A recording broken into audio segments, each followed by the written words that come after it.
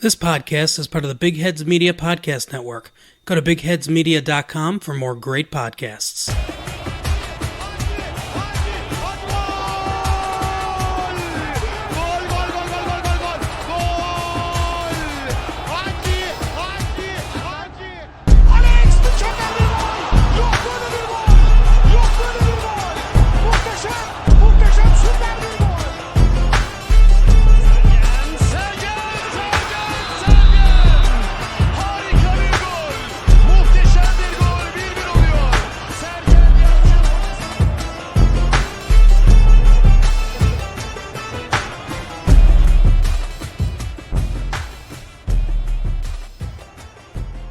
Hello ladies and gentlemen, welcome back to Football a la Turca. This is the second episode of the 2019-20, season.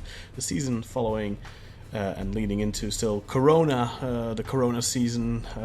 Don't know really how I should put that, but we're still, of course, feeling the effect of the virus on the entire world. But football is back. To the chagrin of some and to the joy of others. My name is Kaan Wijzert and I am joined this week once again by Burak Sezgin, Jakub Marofolo and Umut Naderi. And this week we're going to mix things up a little bit. We're going to pick a moment of the week. All of our panel guests here are going to get a moment of the week to touch on at the beginning and the top of the show. And I think this is going to be a format that we will be using going forward. But before we do that, I want to welcome all of our guests, of course, for joining us tonight for this show, of course, after the European Games on Thursday, which saw Galatasaray go through over Hajduk Split, Besiktas go out against Rio Ave on penalties, 2-4, and then finally also Alanyaspor going out, getting eliminated by Rosenborg by 1-0 to the Norwegians there. Burak, Umut, and Jakub, welcome back to the show. Thank you for joining us. Burak, how are you doing? How's your week been? How's Fenerbahçe doing? And how's life in general? Your last few days on this earth as a 39-year-old. Well, thank God you said as a 39-year-old. Otherwise, I was going to be like, do you know something I don't know about my last few days on the earth? Hopefully you have plenty of those left, mate. Indeed. So my week has been good. In general, been working away. I was working from home before the lockdown, so I've actually been learning some formulas this week for work. So if we have any web developers or coders listening, I know it's something that you do, Umut. You'll be proud of me that I learned to write an if statement with an and in there. So I do work in the realm of Salesforce if anyone does that. So that was a good learning experience for me. I'm an avid collector of Teenage Mutant Ninja Turtle figures. Some of our listeners might like to know. And Leroy Sané just made it 2-1 to Bayern in the Super Cup, but it looks like it's been ruled off. So I've got some new figures that arrived this week, which make me very happy, remind me of my childhood. As for Fener, we'll get onto them in a short while. Maybe you should start a YouTube review show for your figures. I've not got enough time, man. I want to edit it and make it do a good unboxing and a reveal, and there are too many people killing it already. For sure. So, Jakub, sorry to cut you off there, Burak. Go for it. Yeah. Jakub, tell us about your week, my friend. Tell us about yours, indeed. Well, it has been a boring week. Since Corona started, pretty much life has stopped a bit for me. I haven't done that much. Went outside a couple of times with a friend of mine, but it's getting pretty serious again here. So a lot of people are a little bit anxious to go outside because the numbers of people that get corona are, just rising and rising every day. But so Jakub, haven't you heard? It's all fake. Yeah, I know, it's all the 5G and everything, and it's all Bill Gates. But we are in the middle of trying to move houses. The apartment where we're living is going to be broken down, and we finally seem to have found a new house. So okay, congratulations. Thank you. That's going to be annoying though, because we have a lot of stuff at home, so I don't want to carry everything. But otherwise, I'm starting to play Metal Gear Solid 5 again. Ooh. Great game, but in my opinion, not the greatest in the series, but it's fun because you can tackle pretty much every mission the way you want. And yeah, we will talk about Trabzonspor in a bit. So I will keep that for later. But Yes. I'm okay. I'm good. So much fun stuff to do, which I think the Corona vacation for some people at least has given the opportunity for many people to catch up on some reading, some shows, video games, all that kind of stuff. Umut, you're still a little bit in that Corona vacation state right now, right? You're not heading back to the UK just yet. What have you been doing to spend your time, except for watching Galatasaray? Yeah, like today I cooked a really delicious General Tso's chicken recipe, and we eat it with the whole family together, and they liked it, and I liked it too. Yeah, it took like 2 hours to cook it, because you have to prepare the whole chicken and do it with the flavor and stuff, and so yeah, it takes a lot of time, but in the end, it gave a great result, and real delightful. I made cannelloni once. It took me like 2 or 3 hours. I was like, "Oh, never doing this again." So, well, it was good, but it was way too much effort for what it ultimately ended up being. Like, you spend 2-3 hours on it and you eat it in 10 minutes. It's like, what the. Yeah. Okay. Well, actually, for me, a little bit the same. This week was a big week. Signed papers on Tuesday to buy a piece of land. Signed. Today we had the architect over. Lots of talking about the cost of the house. Getting little gray hairs of how much it's going to end up costing at the end of the day. But exciting stuff as well, so at least that there's that happening during this whole Corona thing. And then, of course, we have football back now, and let's start talking a little bit about that, and let's start talking about our highlights of the week. And let's get started with the man of the law, Burak. What was your moment of the week in Turkish football? My moment of the week is definitely involves Turkish football, not the Turkish league directly, but it was when Leicester City Football Club announced the signing of Cengiz Ünder by posting a picture of the Undertaker's coat and hat that he placed in the ring at the end of WrestleMania 33 to supposedly signify his retirement. And I thought that was great. Little was I to know that the following day, the Undertaker himself would retweet it with the caption, "Digging holes and scoring goals," tagging Leicester City Football Club and adding an emoji of the urn and a fox, because Leicester City are the Foxes, if you're not aware. So to me, that was just brilliant. So Leicester City are now my adopted team in the Premier League of England, where I live. They've got the Alton Alder boys back together. So for me, that was just a great moment, because Fenerbahçe didn't supply me with one. Fair enough. Jakub, what was your moment of the week? Well, as I said before, it's been a boring week, and the games have been absolutely boring as well. And I guess my moment of the week has been Trabzonspor's game, and in particular the several penalties in my opinion that haven't been given. The one where Wakem has the ball in the 16 in the box, and I don't even remember. Did we play against Denizlispor? Yeah, Denizlispor player barges in from his back, and the ref first gives a penalty, then for some reason rescinds it, even though we were horrible and the game had a draw written all over it. That was pretty much one of the moments, and the other one was in the 90 plus like 4th minute or something, where Lewis Baker, I think, gave a cross, and Serkan Hasan had been caught by Bergdich, and just slammed into the ground, and I thought that was a penalty, but we have VAR, but the referees are still absolutely horrible, so it doesn't really matter. And the club has put out a statement about this, about how bad the refereeing was. And today the TFF has announced that the club will be given a 100,000 Turkish lira fine. So that's been great. Just 2 games in and we are already getting fined. Yeah, great finding clubs now. I'm Perfect. so happy that the Super League is back. Yeah, for sure. Umut, your moment of the week in Turkish football, please. Well, obviously the second goal against Başakşehir from Galatasaray. It's a very, very different but very amazing goal coming from Cagney and passing to Emre. Then, in a glance, you see the ball into the net from Belhanda. You never expect him to score in a game, but in the end, he was the savior in Galatasaray that game, and it was really, really different moment.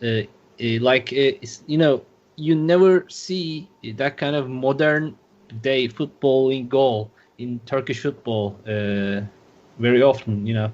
Because many of the clubs are usually playing in a regular kind of game. I don't know, their coaches never putting an effort into how they're playing on the field, except for doing some minor tactical changes. But when you do give and commit to that kind of effort on your players and in your game too much time, at the end you see the ending results, very good results, and that was that goal is really giving great signals of what's coming to us in the future. I'm kind of resembling that goal into how Besiktas won against Mersin İdman down in the first year of Şenol Güneş. They scored 5 or 4 goals, and that was a signal of how Besiktas will be playing in that season. How Olcay Şahan, Cenk Tosun, and Oğuzhan Özyakup will be, in a harmony in that season. And this goal against Başakşehir resembled that kind of goal and that kind of relationship in the team. All right. My moment of the week comes from the Beşiktaş Alanyaspor game, and it was the Antalyaspor equalizer in the 85th minute by Gökdeniz Bayraktar, and mainly just a fantastic little nifty finish from Gökdeniz, who came from the third division from Kocaelispor, and of course it had to be Gökdeniz who scored because Beşiktaş actually had a deal to sign him before Antalyaspor swooped in and overbid them. Beşiktaş actually had a deal for, I believe, 1 million lira to sign Gökdeniz, and everything was agreed. But then Antalyaspor came in with a higher offer. Kocaelispor accepted that, and he ended up playing at Antalyaspor instead. And I think it's a little bit of it's just the poetry of football. It symbolizes the poetry in football, I think, where it could have only been him. He came on as a substitute, and it's almost like it's written in the stars that he was the one that was going to score. That's obviously, as a Beşiktaş fan, not fun, but that's also one of the things that I really enjoy about football, that you have those types of moments where it just feels like it's a scenario written for a movie sometimes. But I think that's a player that we are all going to enjoy in the coming years. He's still very young. I believe he's 18 or 19 years old. He's been scoring a lot of goals for Kocaelispor for the last year or two. Of course, that's third division, but it could be a player to watch and somebody exciting for the coming years for Turkish football for sure. Let's move on then to some other moments of the week. There's a couple really, especially tonight. We had European results, of course. 2 of the 3 Turkish clubs that were in action tonight were eliminated. Galatasaray did manage to ease past Hajduk Split with a 2-0 victory in the end, but it wasn't an easy night for Galatasaray either. I think Hajduk definitely giving them a little bit of a run for their money in the first half. Galatasaray didn't really impress. Lots of rotation going on as well, it seemed like. I got to question that decision from the Turkish clubs in recent years, where I think we're all kind of watching the coefficient list, especially the last year or two. We are losing that Champions League spot, and it's just basically down to horrendous performance from Turkish clubs across the board in Europe the last couple of years. Besiktas now have gone out against Malmö in the group stages, basically on the last match day. They have gone out last season against Slovan Bratislava in the group stages, and now they're going out in the qualifiers against Rio Ave from Portugal. Not ashamed to go out against a Portuguese side, but Rio Ave is not Sporting Lisbon, it's not Porto, it's not Benfica, it's not even Braga. It's really a minnow even for for Portuguese football. And that's just from a Besiktas perspective. Obviously, Galatasaray have had their hiccups. Fenerbahçe have had their hiccups. Başakşehir, I don't really know what to expect from them in the Champions League. I honestly don't expect them to take many points. It's looking a little grim for the European coefficient future of Turkish football. What do you guys think? Are we going to still have that ticket straight to the group stages in the next couple of years? Because it seems like that's what the Turkish clubs are banking on all the time, especially when it's Europa League. They're kind of like, no, we are going to prioritize the league because we want to go straight to the Champions League next season. But that ticket is, I think that's going away. We're not, in the next couple of years, the champion will have to play qualifiers. It's inevitable at this point, I think. Burak, what do you think about the whole situation with the Turkish football in Europe and the coefficient standings? I think it's a dead cert that the automatic qualification is going. I think it's going at the end of this season. So I believe Champions League 2021, 2022, the Turkish champions of this season won't be qualifying directly. And I thought that was already a given and it had been worked out. But like you say, I want to say, since really Besiktas had that amazing group stage run and then went out to Bayern Munich next round, again, which was unlucky because Vida got sent off right at the start of the game, and without that it would have been totally different, potentially. But since then, Turkish teams have just failed to impress. I saw a tweet earlier saying that almost like the golden period for Turkish teams in Europe, you could say, was from Galatasaray's UEFA Cup winning season up until about 2010, 2011, and we all know what happened in 2011.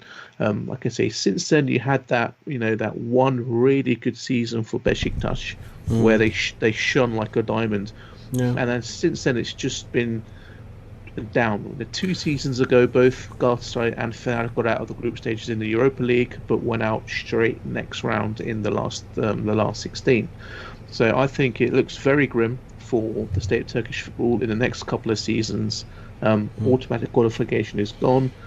Teams very rarely have qualified for the Champions League in the past when going through qualifiers, but when it was just the one game. Yeah, I think I think Besiktas were the last in 2007, I think, to qualify from the qualifying round as a runner-up. Yeah, so I can't remember the last time a Turkish team had a really great performance in Europe. A club team played really well against someone and were like, you know what, that was a good performance. So the future is very bleak, and I think it's only going to get worse before it gets better. I'm not sure. What do you guys think about that remark of since 2010? Because Galatasaray had good runs in the Champions League in the early 2010s. I think consistency in Turkish football has always kind of been an issue, because Galatasaray had that good period in the beginning of the 2000s, of course, with that UEFA Cup win, and then also had a couple of good campaigns in the Champions League with back when there were still 2 group stages, going through in a group with I remember Nantes and PSV and who was the other team? Liverpool, maybe? I don't know. But there's always been these sporadic good performances, half decent seasons. Then obviously there's been that really good, the UEFA Cup win for Galatasaray, and I think then maybe Fenerbahçe's really good run in the Champions League, their run to the semis in the UEFA Cup, in the Europa League. Obviously Besiktas's run in the Champions League, going unbeaten in the group stages and winning the group and stuff like that. But even then, when Besiktas were doing well in Europe, everyone else was just dropping off. It was kind of an exception. Yeah, and the problem seems to be that there's never really, for example, when you see Portuguese teams, they've generally dropped off a little bit in the last years as well, but there's always a couple of them doing well. You know, it's not just Benfica doing well. It's not just Porto doing well. Sporting tend to get to the next round in the Europa League. Benfica and Porto both go through, stuff like that. Like, you have Braga do well in the Europa League every season. Like, they don't win it or anything, but they're putting in shifts. They're getting those points. Whereas in Turkey, for the Turkish teams, it always seems to be like one team kind of doing okay. Sometimes you have a team doing really well, but that's really rare.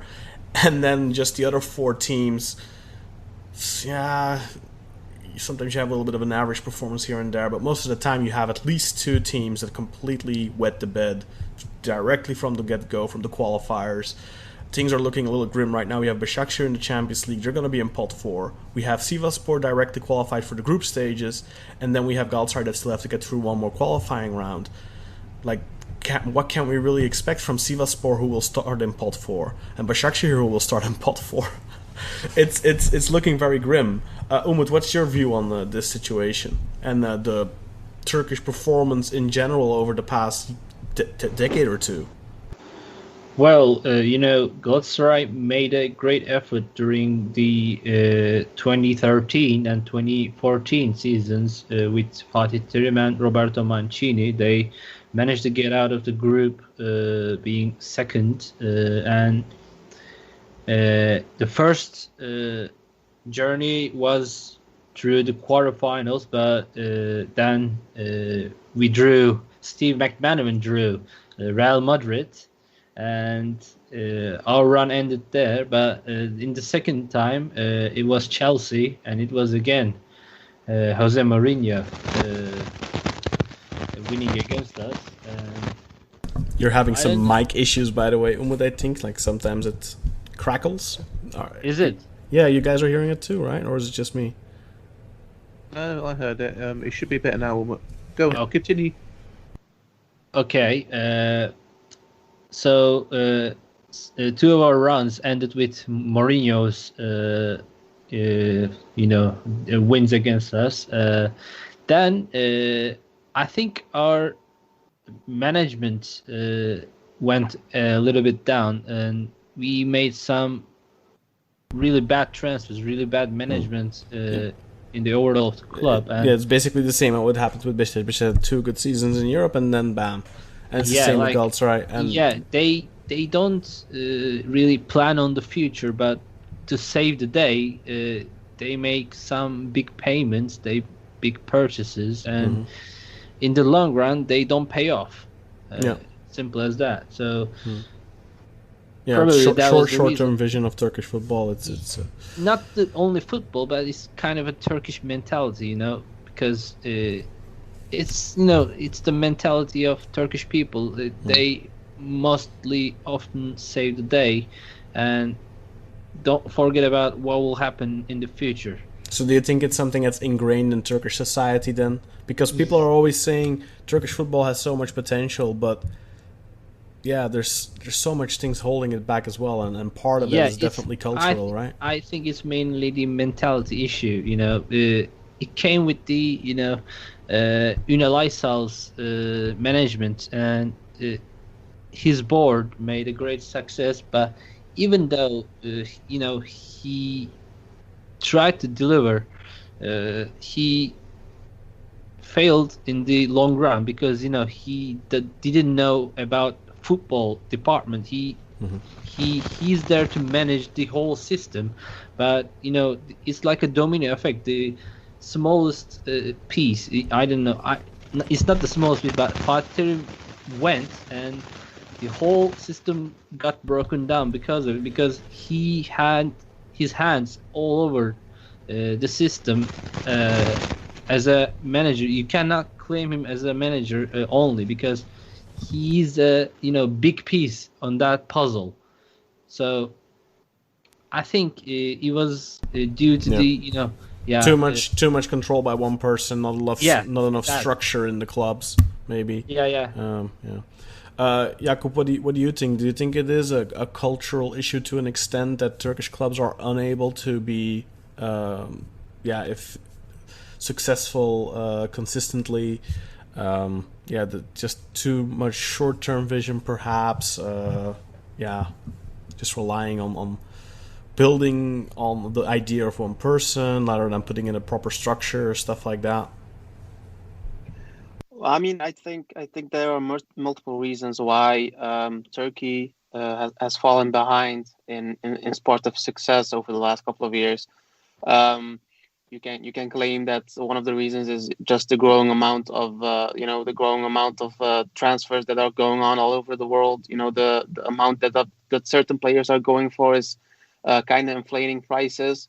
So as one of the big four teams, you can't get a relatively good player for a decent amount. You really need to pull up with the Brinks truck and just unload all the money in the truck.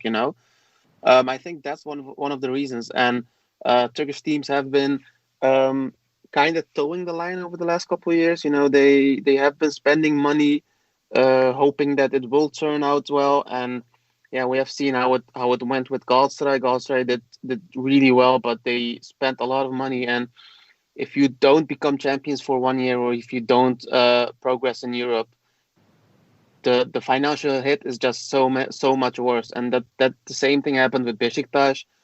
And I think that one of the other reasons is, as you said, that a lot of teams are just thinking in the short term. Presidents are just dime a dozen. A president can be horrible, he can be great, but there's a big chance that, like in 4 or 5 years, that everyone will start to hate him. Mm-hmm. You don't have like those eternal presidents anymore, like how Süleyman Seba was at Beşiktaş for 20 years or something, 25 years 16 years, and even he was getting, at the end, like, people gloss over that part of history, but like, people wanted him gone because he didn't spend money. And that's just one of the downfalls. You can be a Süleyman Seba, you can start looking at the team and acknowledging that, okay, maybe we can't get the best players, but what we can do is we can start improving the training pitch, improving the faculties and this and that, and those are the things that will help you in the long term. But if I'm talking about Ağol, for example, if I take Ağol and if I say if I was in Ağol's in Ağol's seat and I was thinking about, okay, the pitch looks horrible, the training grounds look horrible, I'm going to improve that.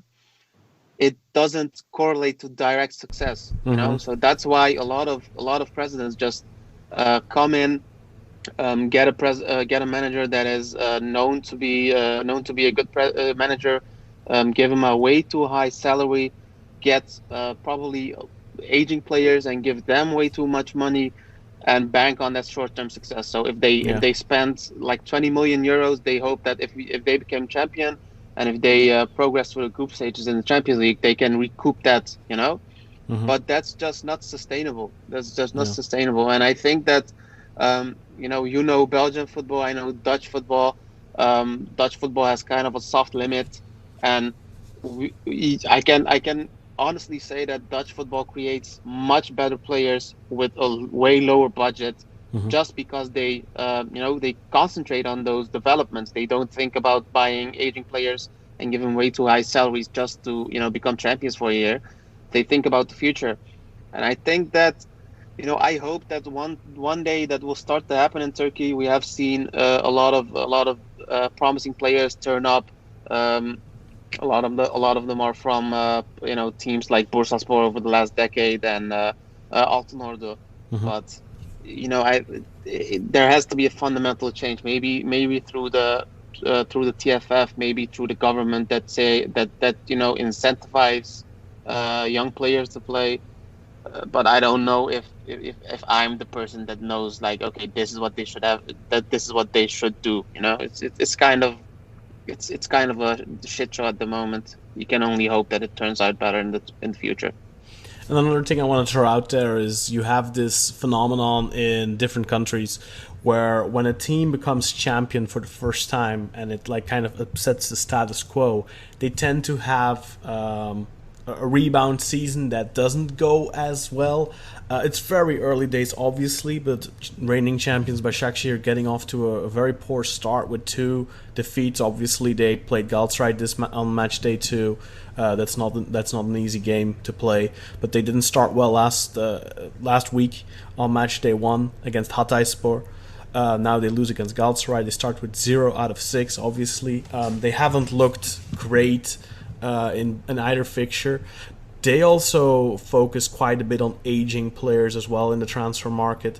What do you guys see when you watch Başakşehir? Do you think they're gonna build on their success from last season, or they? Obviously, it's very early. Like I said, there's still 38 matches to go. Nothing has happened yet. No, no man overboard. Do you see that there's something there for them to continue building on their success, or do you think that maybe it's going to be a classical rebound season in the sense of this is a team that normally doesn't win the league? They won their league, and now those players who've been working towards that, maybe it's kind of like I'm not sure how to put it in English. In Dutch we would say de rek is eraf, like the stretch on the team, so to speak. Burak, what do you think of Başakşehir and how they are going to continue to evolve as a club? I think we're looking at a one and done, like a one-hit wonder. Wouldn't surprise me to see them get relegated within the next 4 to 5 years, when the money stops, the support stops, when there's potentially a political shift in Turkey in the next 3-4 years. I think the funding's going to go, and they will be, we wouldn't surprise me to see them completely fold as a football club, because this is Turkey and anything can happen. I think they're going to struggle this season. I think a lot of the squads that won last year are now aging a little bit more. So your Demba Bars, your Mahmut Tekdemirs, your Skirtles, your Topals, they have bought in cover. So they have bought in Raphael, cover for right back. They bought in the Belgian guy whose name I've forgotten that used to play at Spurs, the winger. Chudley. Nasser Chudley's come in. I think they're good purchases for the Champions League. I fully expect them to finish bottom of their group in the Champions League, and I think they won't be in contention for the league this year at all. I think we're going back to the big 3 Istanbul teams going to be fighting it out for the championship this season. I think Başakşehir are not going to give anyone too much trouble. Okay, Jakob, what do you think about? What's your opinion on this?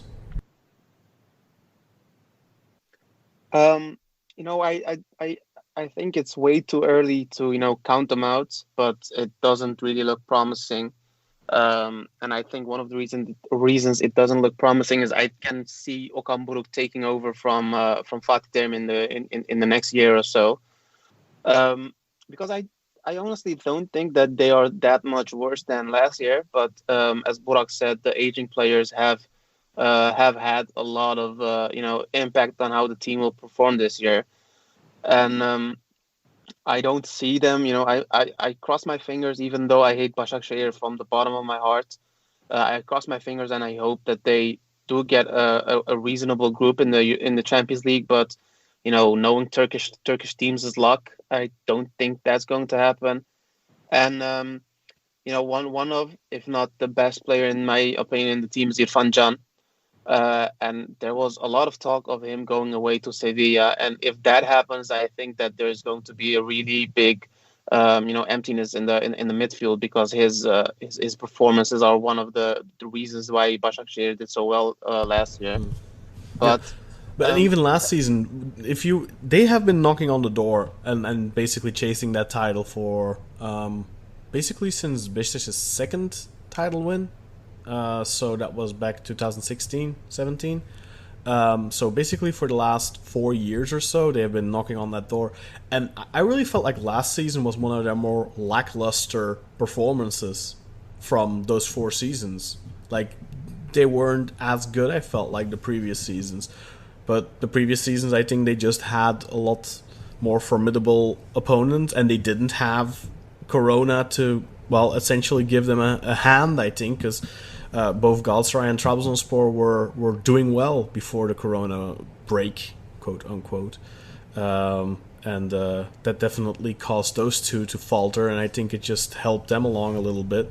So yeah, their title even this season, or this past season, for me it goes a little bit with an asterisk. Umut, what do you think of their situation? Do you think that we are going to get more titles for Başakşehir, or is this a one and done, like Burak said? Well, I don't think it's like one and done, but they fought too hard to get in that position. Like, it's not a one season wonder, because like in the previous 2 or 3 seasons they were already battling for the championship title, and they were really nearly the edge of getting it, but they failed to do so. But when Okan Buruk came and the circumstances benefited their way, so they got it. But as Brock said, this season they don't look really good, because they have to get in a shape, but they are a little bit too late to get it, because they will have their Champions League games soon enough, and they're not even ready. They have to win in the Turkish league, and they have to build up a system and use it to win against the big teams in the Champions League, and I don't see that happening. So I know Okan Buruk is much more interested in those Champions League games compared to Abdullah Avcı, because we all know that Abdullah Avcı got out with the reserve team in those games. Not in the Champions League. I think that's a typical Europa League doesn't count for us mentality that we, not just Abdullah Avcı has showcased. I think a lot of the Turkish clubs in the last couple of years, unfortunately, have shown that the Europa League is less of a priority. Yeah, but I kind of see a distinctive vision between Abdullah Avcı and Okan Buruk in that way, because he puts it ahead of the Super League sometimes, because I feel like, as he experienced European football from the first hand, he played there, and he played for Galatasaray mainly in the early stages of career, and he had too many appearances in the European games. So I think it's getting the vision of the situation from the earlier years of his career. So I think he's more interested in those games rather than the Super League games. But it's not enough. Today they are really out of shape, and I don't expect early stage of success in these days. Mm-hmm. The league is, of course, a marathon, not a sprint. We all know that. We've seen that. But yeah, for Başakşehir, they've been kind of on a quest to conquer some fans, to get some fans. That's kind of been their goal. I don't really think that their title victory this past season got them a lot of new supporters. I don't know, I might be mistaken. The fact that we don't have fans in the stadium obviously doesn't allow us to gauge that properly. But yeah, I definitely think if they want to conquer some hearts, they're going to have to perform well in the Champions League, and it's possible. I think Galatasaray in recent years were in pot 4 and still got a very decent group. It can happen, but it's unlikely. Anyway, let's move on a little bit. Let's focus a bit more on the transfer market and what happened this week. Some exciting moves are about to happen or did happen already. First and foremost, the biggest news, I think, is that the King of the North has left Trabzon officially. Jakub, he has gone to Rasenball Club Leipzig. What's it called? Rasenball. Red Bull Leipzig, basically. Yeah, for 20 million euros plus an additional 2 million in add-ons, if I'm not mistaken. And Trabzonspor will receive 50% of that, so 10 millions now, plus a potential 1 more million in add-ons. And do they also get a sell-on percentage? Yeah, like 10%, I think, but that's also that will also be equally divided between Trabzonspor and Crystal Palace. Mm-hmm. Well, hats off to Crystal Palace, I think we have to say here, because in past years we've seen similar deals go a lot different. Anderson Talisca jumps to mind, where part of the deal was if Besiktas don't buy him, but he gets sold straight away, Besiktas get their loan fee back, which was 2.5 million for both years, so 5 million total. And what did Benfica do? They loaned the guy out to China with an option to buy to fuck Besiktas out of their 5 million. So hats off to Crystal Palace for doing the honorable thing. Same thing can be said for Fiorentina with Mario Gomez, by the way, because Besiktas were supposed to get 50% of that as well. And then on the books, the fee was like 2 million or something, whereas in reality, I think it was a lot higher. So yeah, kudos to Crystal Palace, but of course it leaves Trabzonspor with a nice amount of money, but without a key player, a key striker. They did replace, not necessarily him, but they did get a new forward, somebody from Chelsea. Tell us a little bit more about him, Jakub. Well, we got Phobe from not from Chelsea. I don't even remember, from Bournemouth, I think. He's the striker, and we got Lewis Baker, but Lewis Baker is more of a midfielder. Phobe immediately started. Both him. We got Phobe from Stoke City, by the way. Both Phobe and Lewis Baker started the game against Denizli. I thought that Phobe would have been like a slower player, on the ball and everything, but he's pretty fast for his size. He's not as tall and not as fast as Sörloth, but you can't have everything. And Lewis Baker has been one of those players that he grew up. He came through the Chelsea youth, but after we penned a professional contract with Chelsea, he pretty much got loaned out every year. He even played at Vitesse one year. And I just hope that he isn't like a second Marco Marin, where we have way too high of expectations from him.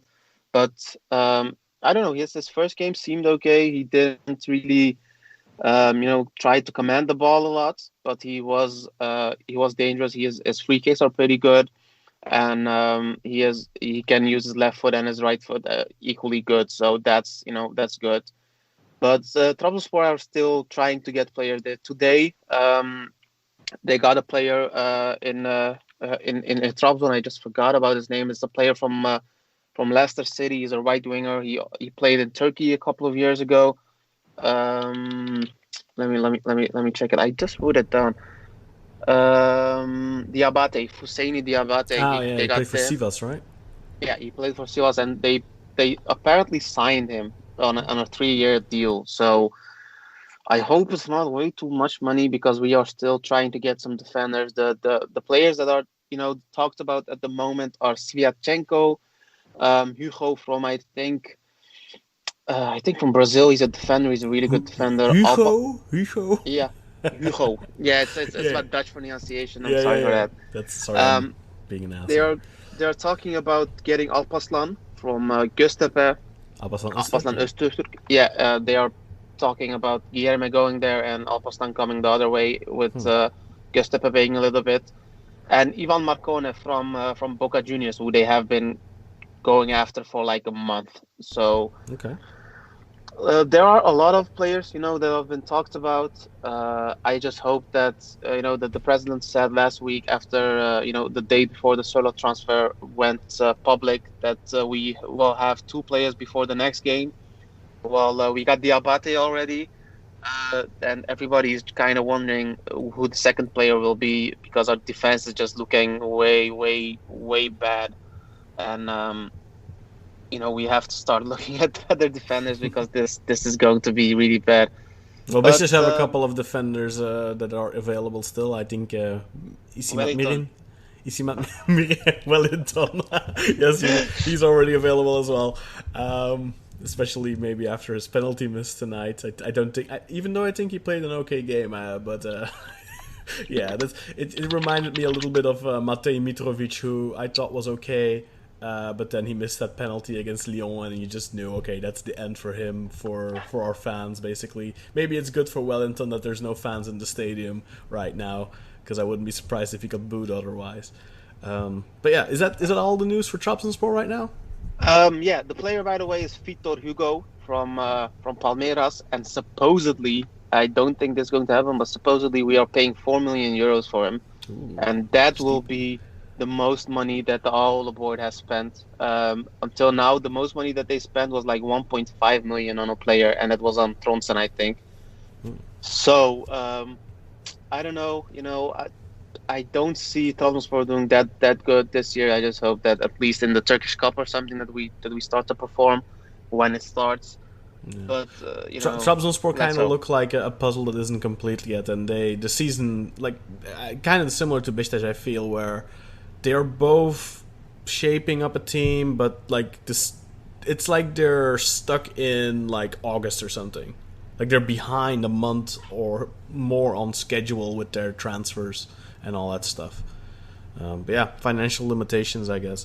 The other big news coming from Turkish football, well, Alexander Sörloth was number 1, and a very close number 2 is Vedat Muriqi, because he's finally tied the knot, so to speak.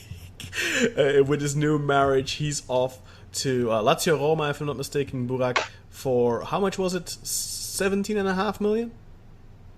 Do you know what? I still don't know what the official fee is with add-ons and a bonus depending on how successful Lazio are. I think it's in the region of 18 to 20 million euros, which is great bit of business for us.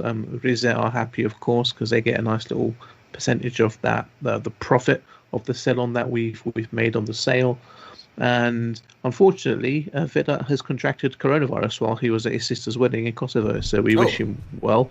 So hopefully he gets well soon. He can get to playing in a Lazio shirt, wearing number 94, I believe.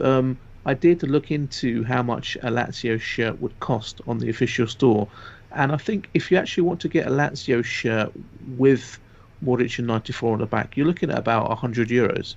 Poof. And I'm like, what the hell? I've for that amount of money, I bought 2 Fenerbahçe Well, shirts. we've been spoiled because of the Turkish lira being. Of course, but we can buy a shirt now for 20 euros or something stupid like that. That's a slight exaggeration, but but I think the crazy thing is, even though Vedat has sold, he's still not the most money we've ever made on a player, and that's still Balic. And I still really do not like John Toshak for it, because he saw him playing whilst he was coaching at Besiktas, went to Madrid, signed Balic because he'd seen him light up the Turkish league in that one season for us, and then Toshak swiftly gets sacked from Madrid and Balic gets injured, so comes back to us on loan, not the same player, but yes, then spend some time at Galatasaray as well. Indeed, and releases an album. So he released an album? Yeah, he's released a music album. Oh, really? He plays like the Bosnian equivalent of like the Saz or the Barlama or something like that. You'll have to send me that in a second, and I'll attach one of the songs at the end of the episode. I don't think we should, but it could be funny. So a good bit of business at Fenerbahçe. Sad to see him go after just a season, but such is life. We have to move on and try and sign a striker, which is what we're trying to do. Do you feel he was an exceptional player, or do you think he maybe came up a little short? Or was that more the limitation of the team last season? I think the limitation of the team, if you look at the first half of the season, you look at the goal he scored on the opening day of the season against Gaziantep, when he chested it, moved inside and smashed it with the volley on his left foot. And then we lost our wingers. We couldn't get him the ball. He kept on coming deep. I think he's a good target man. He can play with the ball at his feet. So, and very hard worker. Yeah, and he's got that. He's battle worn, so he grew up in the. When you grow up in a place like Kosovo, Eastern Europe, that battling nature comes out onto the pitch. He's got hers, right? Yeah, so I think once he gets fit, and hopefully he can strikes up a good partnership. He'll start to play well, and the Lazio fans will like him. But yeah, transfer saga dragged on. I'm glad it's finally put to bed, and we can move on with the next chapter of our strikers. And it's freed up a lot of money now for Fenerbahçe, probably to finance a bunch of the moves they already made, but also to sign a new striker. It's not yet official, I think, but Fenerbahçe did send out a tweet yesterday with a little airplane emoji, and a certain player also sent out a little airplane emoji. Tell us a little bit more about that unnamed player. Well, unnamed player, we shall refer to them as Player X because we don't want to be making any alleged, accusations or fake news. But yeah, Player X that signed for Aston Villa in January is apparently in Istanbul and Konaklıyor at a nice hotel. I think we may have released news today, but we had that earthquake in Istanbul today, so geçmiş olsun to all our friends in Istanbul and the area. I think that's why Fenerbahçe have delayed the announcement because of what happened today with that earthquake. But it's said that terms have been agreed with the player. The player is just waiting to take his photos and make it official.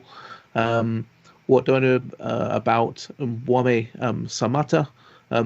Not a whole deal. He wasn't a great hit at Aston Villa, but you look at him coming in January to an Aston Villa side who are fighting relegation, and you telling us that Samata is a type of player that thrives on being given emotional support and confidence by the coaching staff and being shown that he's believed in. Well, that's something that his former coach at Genk, Philippe Clement, really said, that it was really important to work with him very closely.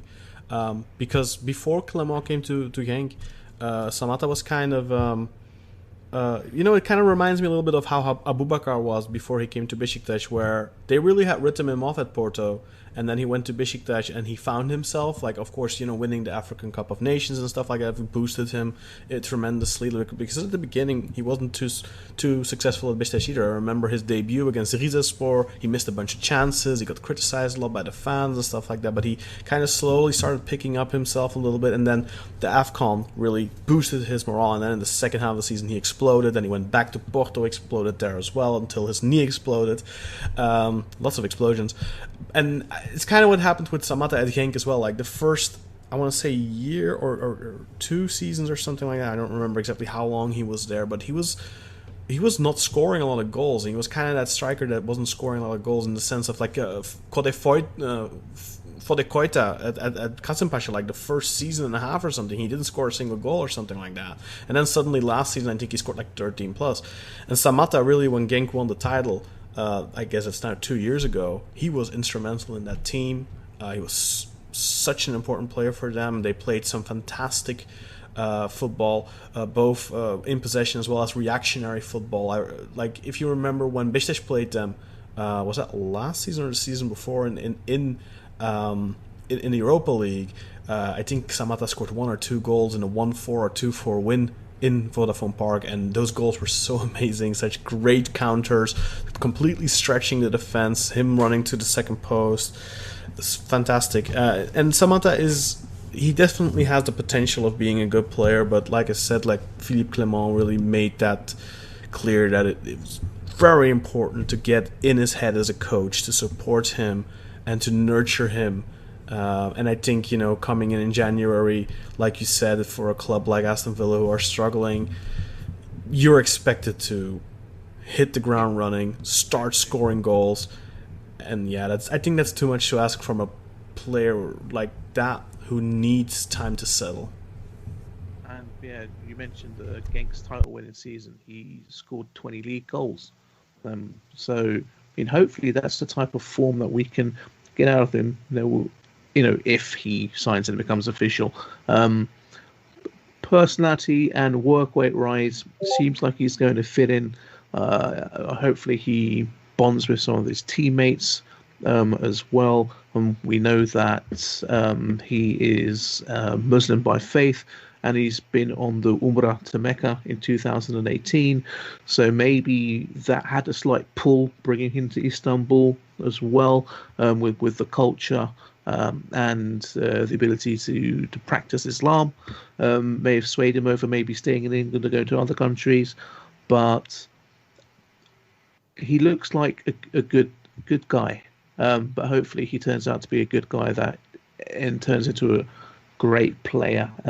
27, he's going to be 28 in December, so this is probably his last, I want to say, big contract, if it's something like a 2+1, 3+1, etc. So I don't know what the exact deal is. Probably loan with an option to buy, and the option to buy will be based on how he performs this season. But it's good to be in the market for a striker. I mentioned last week that Frey, admire his work rate, but he's not the guy that is going to score us goals even as a backup striker. Maybe third choice potentially. There is talk of Zé Luís from Porto and lots of other names that have been mentioned. I'm surprised no one's mentioned Ben Arfa yet, because he always comes up. He's always mentioned. I'm sure he'll come up in a few days or so. But apparently, in Portugal, they're still insisting that Fenerbahçe are going for Zé Luís with a loan with a 6 million obligation to buy. But I don't know. I think if Samatta is signed, that would seem odd. By the way, is Samatta rumored to be a permanent transfer or a loan? Loan with a loan. And I think Aston Villa are trying to put in an obligation to buy rather than an option to buy, because I think they want to get shot of their £8.5 million investment. But that's not something that we can pay. So no, obviously that's way too much as well. I mean, the guy did. I mean, he didn't succeed at Villa, so you can't expect them. They can't expect realistically to recuperate the majority of that. Like, I think realistically for him right now, 4 or 5 million euros maybe. Yep, so the transfer saga goes on, and it just worries me because we have to get these players and settle them into a brand new team again, a brand new coach, brand new coaching staff. So some teams in the Super League are a little bit more settled. Look at Galatasaray, for example. Fatih Terim's been there now in his third season, I think, with a settled team, bringing in some players. And I think Besiktas and Trabzon maybe are also suffering. You know, they've got relatively new coaching staff. Maybe Besiktas are a bit more settled because Sagan's been there a little bit longer than, say, an Eddie Newton and an Errol Bulut. But I think out of all those big four teams, Galatasaray looking the most settled with the core of a team. Yeah, definitely. So I'm hoping that our transfers can settle in quickly, and that's going to be a big ask from the coaching team, because we were awful against Hatayspor, and so transfer sagas never end with Fenerbahçe. Hopefully they will be done and dusted soon. Yeah, and just your quick impressions from the team's performance this week then against Hatayspor, because I think Hatay got 2 red cards, right? And it did end all square 0-0. What do you think the team lacked mainly in that display? Creativity in midfield. So last season we had Max Kruse in that position, putting the players through with the creativity. Then he left, and we lacked the second half of last season. I think that's what we lacked in the first game against Rize, and the second game against Hatay. I didn't see any creativity from that midfield. Personally, I'm a fan of Tolga Ciğerci. He does a job, but he's not the that's not his position. Things got a little bit better when Sosa and Mert Hakan Yandaş came on. My ideal midfield 3 would be Sosa, Gustavo, and Mert Hakan, with maybe Mert Hakan playing a little bit more advanced than Sosa, and them two really opening that creativity. The team looked to start playing a little bit better when those two came on. I still think Valencia and Thiam are not out-and-out wingers, but they are forward-type players like a So or a Kaut. But the team, it just looked like they lacked cohesion. They're still learning each other, learning the system. And again, that's going to take time. It's the third, it's the second game. Second game, and the team isn't settled. It hasn't been settled for a long time. So I think that's why we're seeing these issues. I'm happy to be patient. I know we've been starved of success for a long time, but a lot of fans are calling for players' heads already. Like always. as they do. But I'm just 4 points out of 2 games isn't the worst start to the season. Yeah. But when you definitely. but when you see that Hatay were 9 men, you have to think, well, I know they worked really hard and they probably deserved their point. But you're Fenerbahçe, you should be winning those games, especially at home. So, and we go into a derby at the weekend against Galatasaray, and I think Galatasaray are definitely the favourites at this point for that. Yeah. But also Hatay, they shouldn't be sold short, of course. Of last week on matchday 1, they beat Besiktas here, the reigning champions, and they did keep quite a bit of their team together from the team that won the league last season in the second division. Unlike most teams, they didn't completely overhaul their squad, so definitely a tight-knit group, I think. Even with 9 people, it's not always a favor to get a opposition player sent off. Sometimes it just makes the opposition defend even more cohesive and put in a better collective performance than with 11 players. So sometimes it just has that effect. They worked really hard for that point. They were very well organised, very compact, and Maradona did a good job of coaching them. So, yeah. So no hate like on Kayseri last season for playing good against you guys. Well, no, Kayseri have a special place in my heart for hatred. Let's say Hatay are the new boys, and they actually got their red cards, so they were served justice. Yeah, and they did, like I said, last week they did beat Başakşehir, so I think they are making an early statement that they're not gonna be pushovers. Yes. So exciting things to happen for Fenerbahçe in the sense that they're probably going to sign a striker. Another team that is probably bringing in a striker who is already in Istanbul. We already know this. Vincent Aboubakar has come back to Turkey. It's not The Rock coming back to SmackDown, but it's the Abu coming back to Besiktas. Probably, if he manages to pass all of the medicals, because of course he hit, like I said before, his knee exploded 2 years ago. It's a slight exaggeration, but he did have a severe knee injury 2 years ago at Porto, right up in a moment where he was performing at an exceptional level and where big numbers were being thrown out, and the Premier League was looming for Vincent Aboubakar. Unfortunately for him, severe knee injury cut that short, and he really hasn't been able to play that much in the last 2 seasons, and he was one of the highest paid players in Porto. So Porto, knowing that they weren't going to be able to get a decent fee probably for him, because no team really wanted to take the risk at this time, because obviously he hasn't been playing a lot at Porto. They now have Moussa Marega, who has since then stood up and did a good job, and they clearly did not feel confident in Abu's ability to get back to his former level. So they agreed to release him a couple of days ago, 2 days ago. And Aboubakar has since traveled to Istanbul. Pictures have already been taken at the airport with him wearing in full Besiktas regalia. So the question now is, can he pass the medical checkups that Besiktas have in place for him for his knee? And if he does, then he will is rumored to be signing a 3-year contract, but a very special deal in the sense that it will be 1 year plus 1 year plus 1 year. All 3 years will be optional, and Aboubakar will be earning 1.5 million guaranteed, and then he will get some bonuses and stuff like that.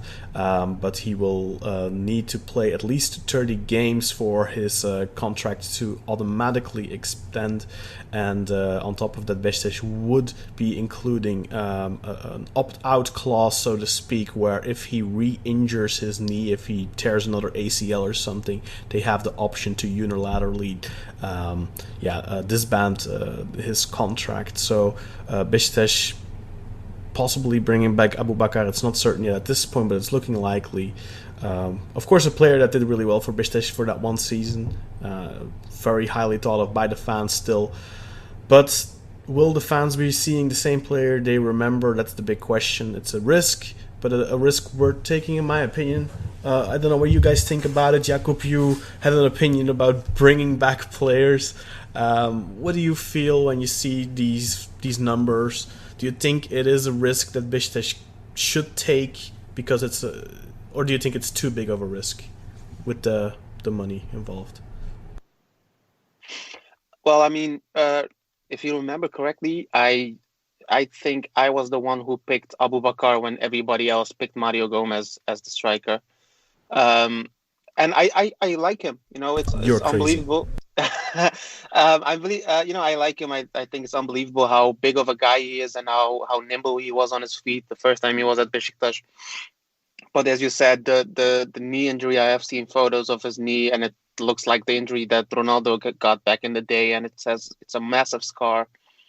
So, for Besiktas' sake, I just hope that he does perform well, because I don't really, I don't want to see anybody injured. And if there really is like a clause in his contract that states that if he does get the same injury once again, that Besiktas can, terminate his contract because of it, I think it's a risk that should be taken. But I also think that, I know that a lot of people like Umut Nair, but I don't think that he is a guy that is already fit to be a striker for Besiktas. I think he has a year or so in him that to mature a bit. So I don't know if you guys are thinking about getting another striker, but getting Abubakar and getting another striker would be good for you guys. And what I said about I think it's weird choices by Turkish teams in general to go for the old players, so to say. Besiktas have gotten Gökhan Töre, who I think was really bad at Malatyaspor, so I don't really get why they got him. Abubakar, who they know. You got Josef from the old Fenerbahçe player, and I don't quite like those kind of transfers. Taking players. And I think that the scouting department is choosing the easy way out, so to say, because they don't really go for players that could turn out really well. They just go They did go for Montero, Mensah, Atakan, Uner. So there are those types of players as well. Yeah, I'm not saying that Besiktas is only buying old players. I don't like it. I don't quite like to see old players that played at a different team or played at your team a couple years back coming back. It does show I think it's a little bit of a complacency and also a little bit of we know this guy knows the league, can perform here, and it's easier than finding somebody new and taking the risk on somebody new. It's definitely I get where you're coming from for sure.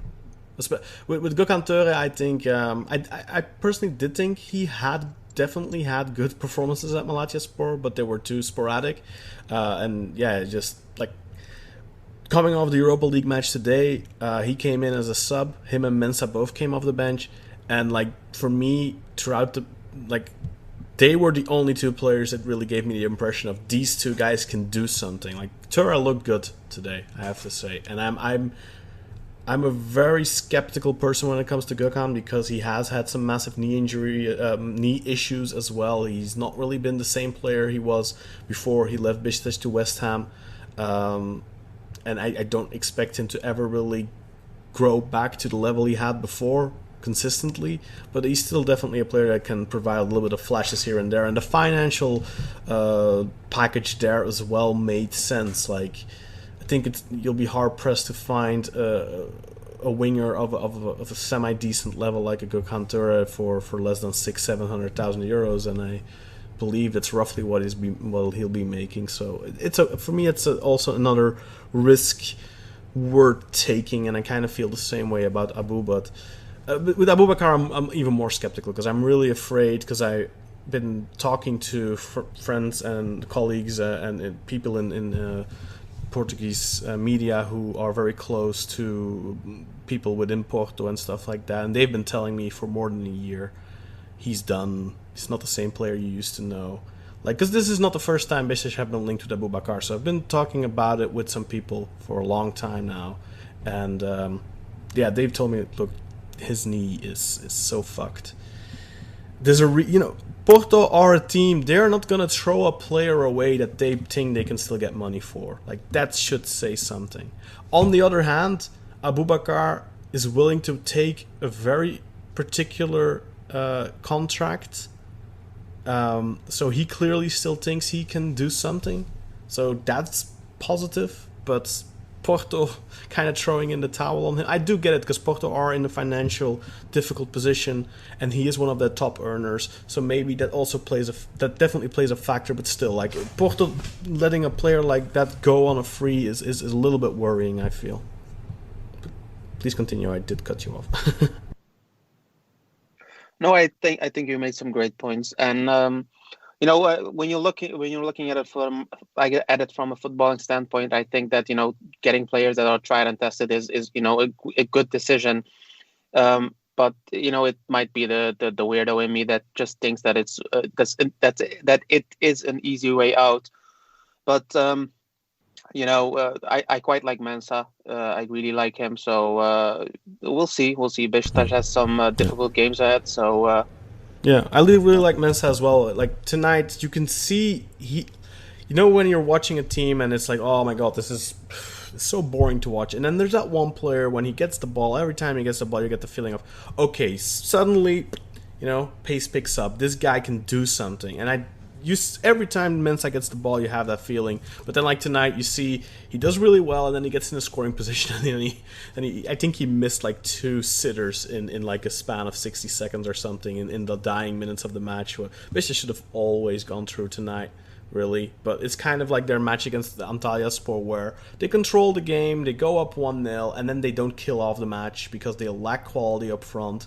Guys like Cal Laren, I've been saying it for a long time, like.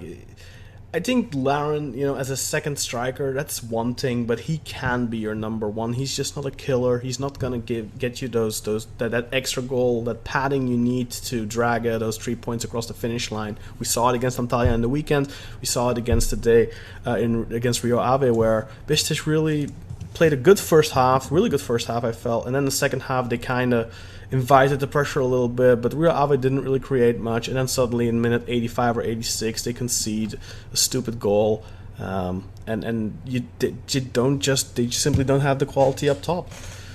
So hopefully Aboubakar can make a change there for Besiktas, and there's still talk of Nikola Kalinic as well. I don't know really if that's the most prudent thing to do. I think Besiktas desperately need a right back. But yeah, it's going to be interesting to see how that team shapes up. Trabzonspor, Besiktas, Fenerbahçe, definitely teams that have lots of work cut out for them. Galatasaray, like we talked about earlier already, they are more shaped. They are building on what they've been building on the last couple of seasons, really. Like, there's still very much the same core of players and only a couple of players being added in here and there. One of the big transfers, quote unquote, perhaps, might be Mbaye Diagne, because he's back. He's been playing.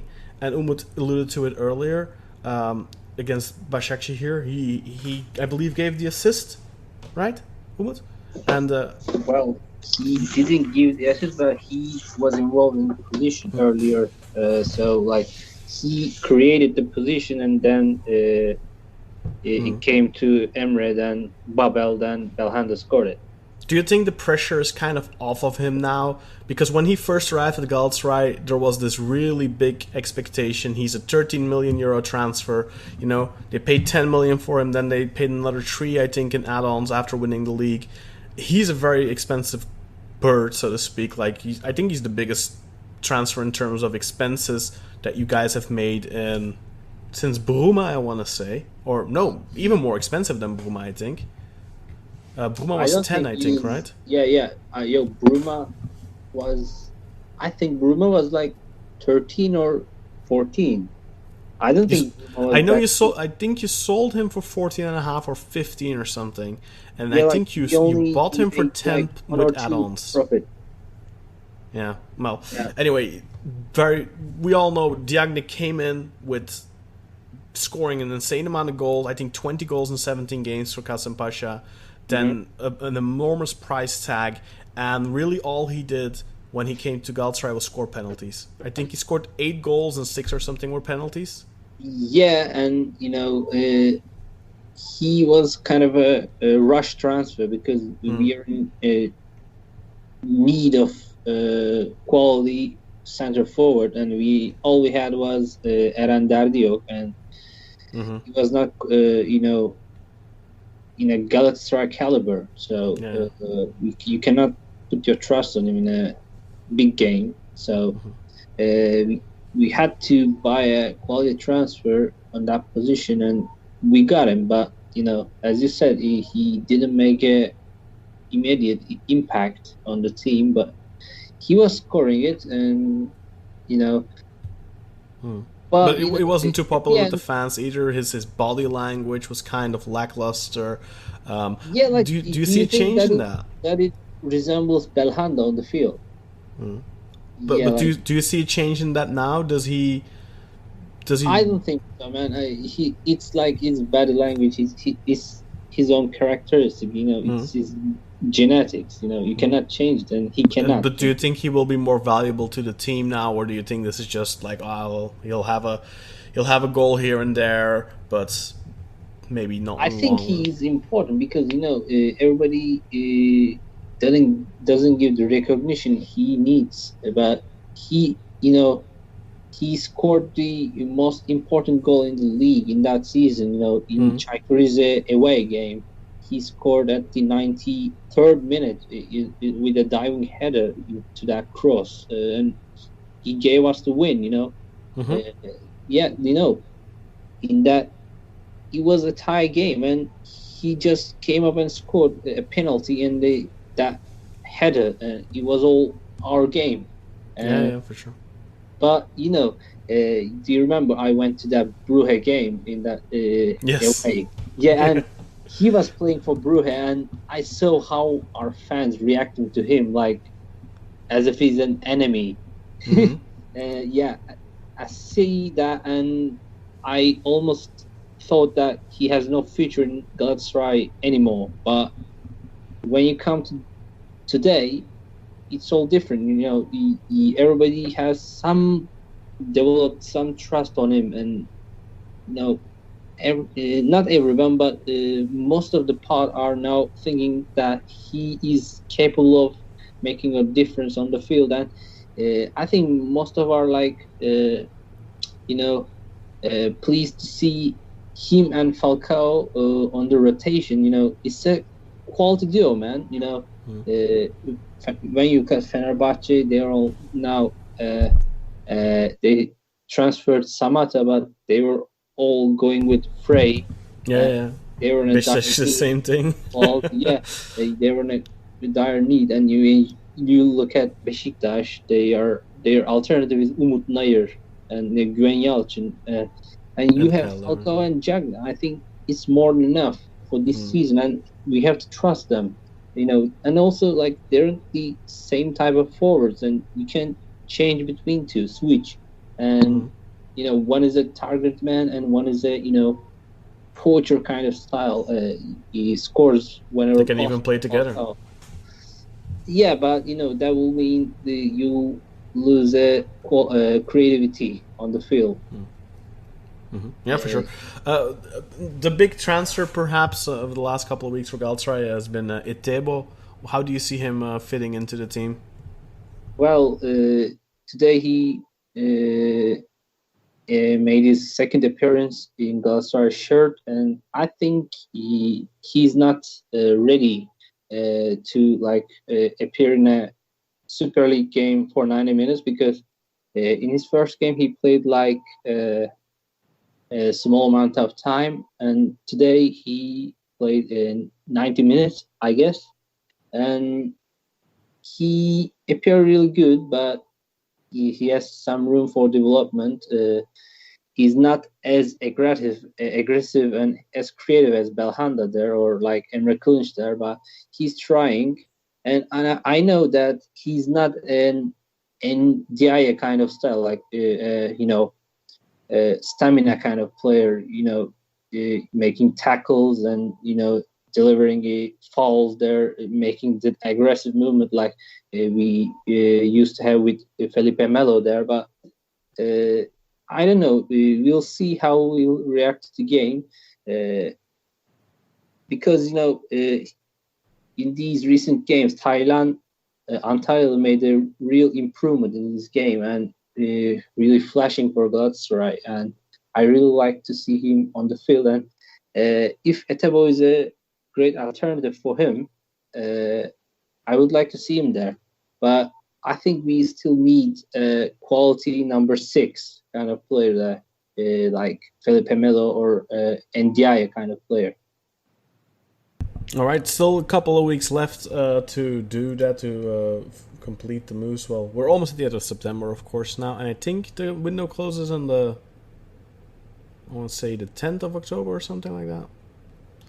It was originally supposed to be the 4th or 5th of September, but obviously Corona moved that up a little bit. But still some time for teams to make moves, and then I think that will still be something we'll be focusing on for the next couple of weeks. But I think that'll do it for this week's episode. Let's quickly head over to the results for match day 2. And then quickly recap the standing, and then we'll round off this episode. So, Yeni Malatyaspor and Göztepe played to a 1-1 draw against Sterberli, and Konyaspor played to a 0-0 draw. Denizlispor and Trabzonspor also drew 0-0. Besiktas Antalyaspor ended 1-1. Alanyaspor beat Kayserispor 2-0. Erzurumspor lost at home to Demirgroup Sivasspor 1-2. Kasımpaşa won against Çaykur Rizespor 2-0. Gaziantep Football Club and Karagümrük played to a 2-2 draw. Medipol Başakşehir, the reigning defending champions, lost at home 0-2 to the previous season's champion Galatasaray. And then finally, Fenerbahçe Hatayspor ended in 0-0. And as already was mentioned, of course, this upcoming weekend we have a big match coming. Of course, arguably one of the biggest, if not the biggest match in Turkish football. And that is, of course, Fenerbahçe Galatasaray. That's this week, right? Match day 3. Fenerbahçe. Yeah, it's Galatasaray Fenerbahçe, actually. Pardon me.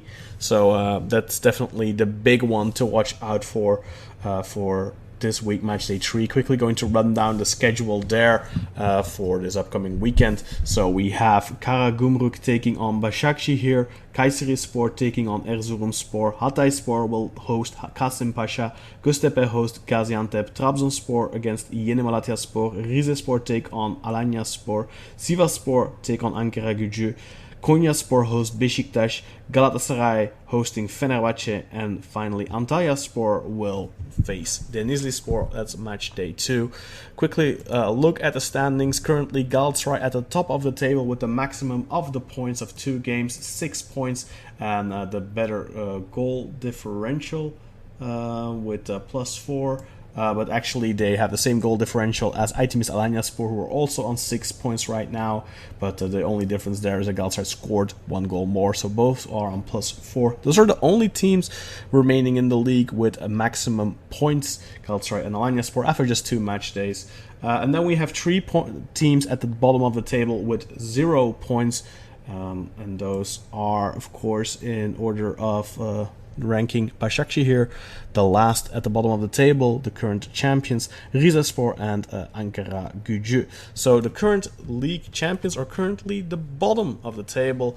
That's definitely something to take away. We'll see how much that lasts into the season. It's definitely going to be interesting to see whether Başakşehir can rebound from that early bad start. Anyway, I think that'll do for this week's episode of Football Turca. We've gone quite a while already. Changing up the format still a little bit. We're trying to find our way. It's a lot of matches with the expansion of the Turkish Super League and also the European games and the transfer window and all this Corona thing, throwing everything a little bit in a mix. But I thank you once again for listening to us. Of course, Burak, Umut, and Jakub, thank you very much for joining us. And hopefully Özar will be joining us in the coming weeks, but he's still in the States and partying hard, I guess. Guys, actually, thank you. He's currently flying. Yeah, wasn't he going to Canada? I think so. He's on his way to a bachelor party. In Canada, right? In Canada, right? Completely forgotten where he told us he was going. In Toronto or something? Yeah. In Denver, I guess. In Denver, right? Denver, right. Look, I'm the only one listening to what you say. Just remember that, okay? All right, You before we go, let's get your predictions for the derby for Okay. Galatasaray Fenerbahçe this Sunday. It's a good show. Remember, this is the last derby of my 30s as well, ladies and gentlemen. So That's the end of the I'll defeat, start. then. I'm going to pick a Fenerbahçe win. Okay. I say 4-0 to Galatasaray, obviously 40. Yeah. Thank you. That's logical. That makes sense. I want to get Jakob's prediction next and leave him till last. I think that, you know what, on paper I like Fenerbahçe squad more, but they don't really seem that ready for a game this big, and Galatasaray does. So I want to say a draw, like a 1-1 or 2-2. There will be goals. Will there be red cards is more important, right? Probably. No fans, though. Oh, It's going to be awful. But Umut, Bacım, Well, Kardeşim, well, Aşkım, tell me your thoughts. well, as I'm pretty familiar to unexpected results in these Fenerbahçe derbies, I don't feel like there will be any, different result this time, because it's all, pretty plain obvious that Galatasaray is the favorites this time, and I think Galatasaray will win with a 1-2, 1-0 or like 2-0 kind of thing. I don't think a 1-0. That just doesn't seem to happen between those two. Like, there's either it's gonna be like a 2-0 or something, or it's gonna be. But it's different that because there's no crowd or like fans, maybe, boosting them into these, aggressiveness and stuff. And something we haven't really talked about as well for Galatasaray, but like Muslera, such a big factor for them in the last couple of years. But so far, Fatih Öztürk has done well, right? Yeah, but we'll see how he'll do in this big game. Because I think the main reason Galatasaray failed to get a Kadıköy win in these, big span of time in these past years was the Volkan Demirel factor. He was the main reason that Galatasaray failed to deliver a win there. He was there for 15 of the 20 years, basically. Yeah. Yeah, so like maybe the fool of that time, Okay, then I think that'll do for that. But quickly, Burak, I want to give you the opportunity to promote something very special that you recorded earlier this week. Maybe give us a little sneak peek on what that may be. I have not heard this yet, by the way. Aha, indeed. So, myself, conducted an interview with Semra Hunter, who is the host of La Liga TV. Now, some of you may follow her on Twitter, on Instagram, or you may have seen her present La Liga TV. You may have seen her previously on Real Madrid TV or in Terrata World. So, it's an interview we conducted with Semra. Her name is from Turkish roots. It's her grandfather. That's as much as we're going to give away.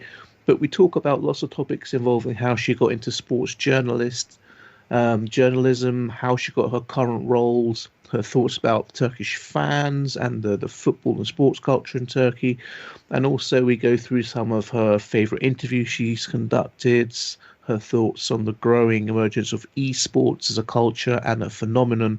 And hopefully we're going to get it up to you before the weekend. So it's a great interview. Not too long, goes on for about an hour or so, and we'll make sure to let you know when it's up for you to listen to. So check it out, especially if you're thinking about a career as a sports journalist or a career in sports with regards to any form of journalism or media, because I'm sure you'll find some bits to take away and help you with your journey. Well, that's definitely something to look forward to and to check out when that drops. We will, of course, let you know on our Twitter feed. Anyway, thank you very much for listening to this episode of Football at Turca, and we'll see you again next week. See you later, everyone. Thanks for listening. Have a good Goodbye. week, everyone.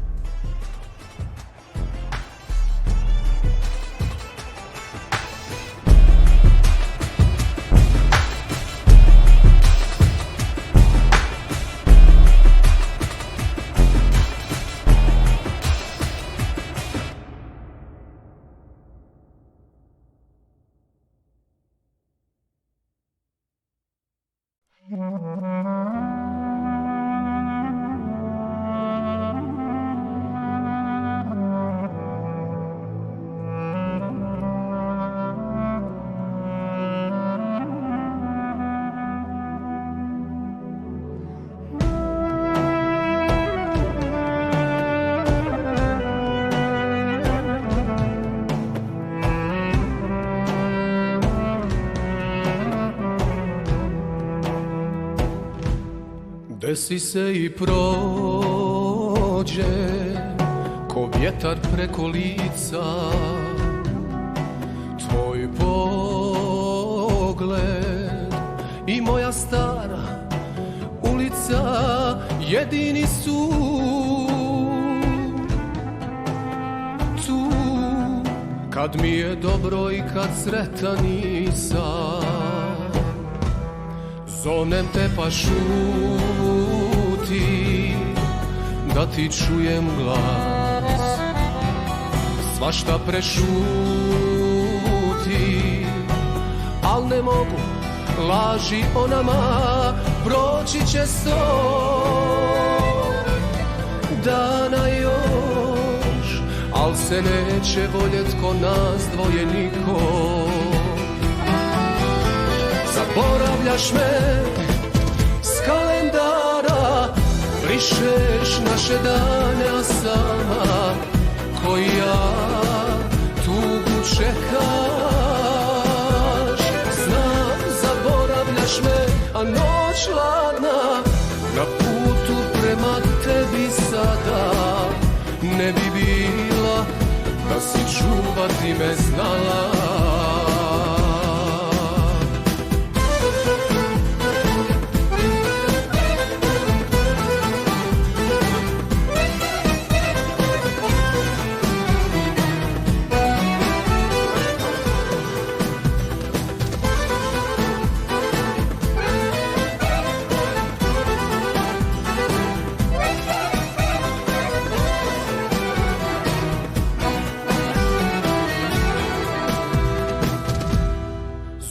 Te pa šuti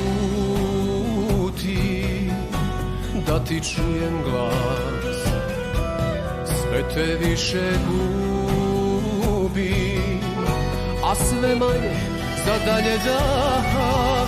Proći će 100 dana još, al se neće voljet ko nas dvoje niko. Zaboravljaš me s kalendara, brišeš naše dane, a sama ko ja tugu čekaš. Znam, zaboravljaš me, a noć hladna na putu prema tebi sada ne bi bila da si čuvati me znala. Zaboravljaš me, a noć hladna na putu prema tebi sada ne bi bila da si čuvati me znala.